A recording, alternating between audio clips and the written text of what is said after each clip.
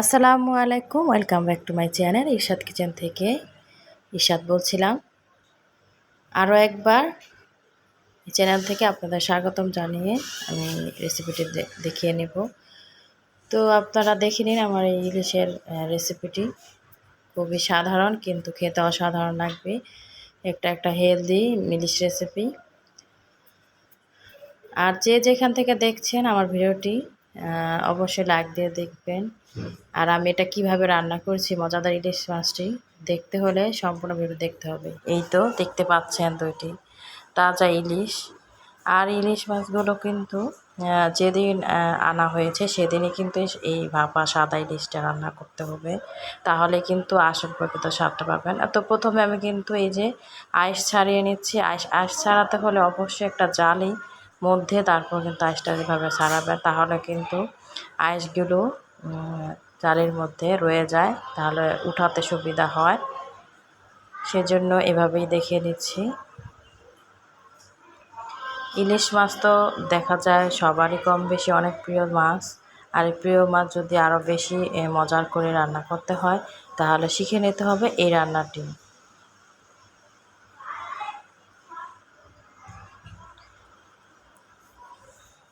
আপনারা যারাই এখন ক্লিক করেছেন আমার ভিডিওটি অবশ্যই লাইক দিয়ে কন্টিনিউ করবেন। তো চলে আসলাম মূল পর্বে এই যে মাছগুলোকে আমি সাজিয়ে নিয়েছি। আর হচ্ছে এখানে একটা এই যে দেখতে পাচ্ছেন একটা কড়াই নিয়ে নিয়েছি। আর এখানে আমি কিছু পেঁয়াজ কুচি করে নিয়েছি, প্রায় 1 কাপ পরিমাণ। পেঁয়াজ কুচির পরিমাণ অবশ্যই একটু বেশি দিতে হবে। এই যে আমি কিন্তু 2টি কাঁচামরিচ ফালি করে নিয়েছি, আর 4-5টি আস্ত দিব পরে, তো সেটা তো দেখতেই পাবে। তো পেঁয়াজ কুচিটা তো নিয়ে নিলাম।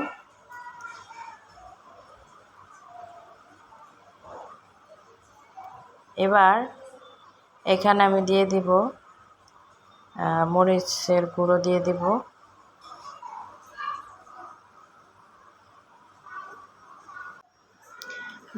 মরিচের গুঁড়ো 1 চা চামচ পরিমাণ।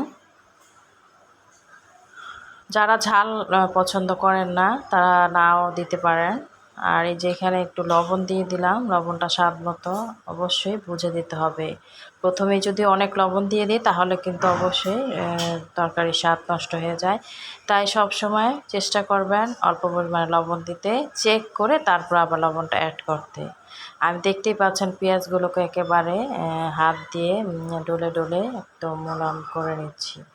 আপনারা চাইলে এই পেঁয়াজ কুচিগুলো অবশ্যই ব্লেন্ড করে নিতে পারেন, তাহলে কিন্তু আরও একটু মাখা মাখা হবে। যেহেতু আমার আসলে সময় ছিল না, আমি এখানে নিয়ে নিয়েছি সরিষার তেল। আর এইটার আসল স্বাদ পেতে হলে অবশ্যই এখানে সরিষার তেলটা অ্যাড করতে হবে। সরিষার তেল দিয়ে এবার কিন্তু আবার একটু মাছগুলো নিয়ে নিচ্ছি এক এক করে। এবার হাতে ভালো করে মাখিয়ে নেব মাছগুলোকে।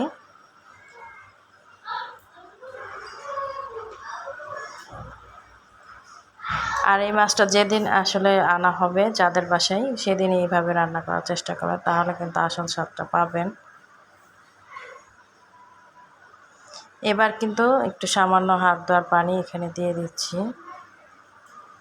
আমি এখানে আরও 1 বাটি পানি দেব।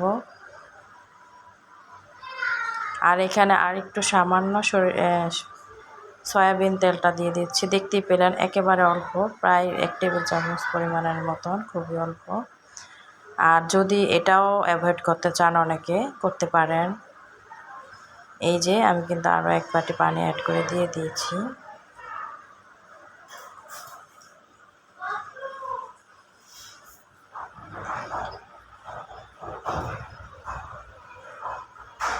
চাইলে এইভাবে 5 মিনিট ম্যারিনেট করে রেখে দিতে পারেন। তো এখানে আমি দেখতে পাচ্ছি সামান্য একটু হলুদের গুঁড়ো দিয়েছি। হলুদের গুঁড়ো একেবারেই কম দিলেই হয়, কারণ এই রান্নাটা একেবারে হেলদি রান্না করব হলুদ ছাড়া। যাই হোক, তারপর সামান্য একটু কালারের জন্য আমি হলুদটা ইউজ করেছি। এখানে আমি কিন্তু একটা চুলায় বসিয়ে দিলাম। এখন চুলাটা আগেই ধরিয়ে দিয়েছিলাম, আর এখানে বসাই দিলাম। আর চুলার তাপটা কতটুকু পরিমাণে দিয়েছি সেটাও আপনাদেরকে দেখিয়ে দেবো। এখন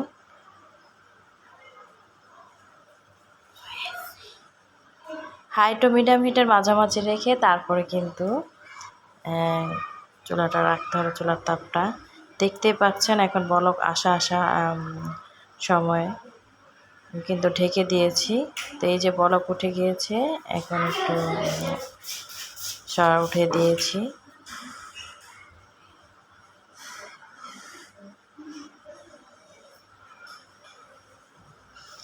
এভাবে না যখন বলকটা এসে যাবে তখন কিন্তু প্রত্যেকটি মাছ এভাবে কিন্তু উল্টে দিতে হবে। এক পিঠটা সেদ্ধ হলে আরেক পিঠটা সেদ্ধ হওয়ার জন্য এটা আরও সময় দিতে হবে, তাহলে পুরো সব মাছগুলো সুন্দরভাবে সেদ্ধটা হবে। আর এখনই কিন্তু একেবারে মিডিয়াম টু লো হিটের মাঝামাঝি রাখতে হবে, তাহলে আস্তে আস্তে খুব সুন্দর করে মাছটা আর পেঁয়াজটা সেদ্ধ হতে সময় লাগবে। আর এখানে কিন্তু আমি 4-5টির মতো আস্ত কাঁচামরিচ দিয়ে দিয়েছি। আর এই কাঁচামরিচগুলো দিলে যখন আপনারা ভাত খাবেন তখন কিন্তু কাঁচামরিচকে ডলে তারপর কিন্তু ভেঙে খেতে পারবেন ঝোল দিয়ে, আর খুবই সুন্দর একটা ঘ্রাণ আসবে ফ্লেভারের জন্য। দেখতেই পাচ্ছেন এটা কিন্তু এই একদম শেষ পর্যায়ের আগে এইভাবে ঝুলে ঝুলে রান্না করতে হবে। আর হয়ে গেল কিন্তু এরপরে 10 মিনিট পরেই হয়ে গিয়েছে আমার রান্নাটা। আপনারা চাইলে আরেকটু ঝোল শুকিয়ে নিতে পারেন, কিন্তু আমার আসলে এটা একটু ঝোল ঝোল খেতেই ভালো লাগে। তো এই রান্নাটা যখন একেবারে রান্না শেষ, খুব সুন্দর একটা ফ্লেভার ছড়িয়েছিল। এখন আমি একটু পরিবেশন করে নিলাম। কেমন লাগলো আমার এই রান্নাটি অবশ্যই কমেন্ট করে সবাই জানাবেন। আর ভালো লেগে গেলে যারা এখনও সাবস্ক্রাইব করেননি আমার চ্যানেলটিকে অবশ্যই সাবস্ক্রাইব করে এবং লাইক দিয়ে পাশে থাকা বেল বাটনটি প্রেস করে দিয়ে দিবেন, তাহলে কিন্তু আমি ভিডিও ছাড়া মাত্র নোটিফিকেশন চলে যাবে আপনার মোবাইলে। সবাইকে এতক্ষণ ধৈর্য ধরে আমার এই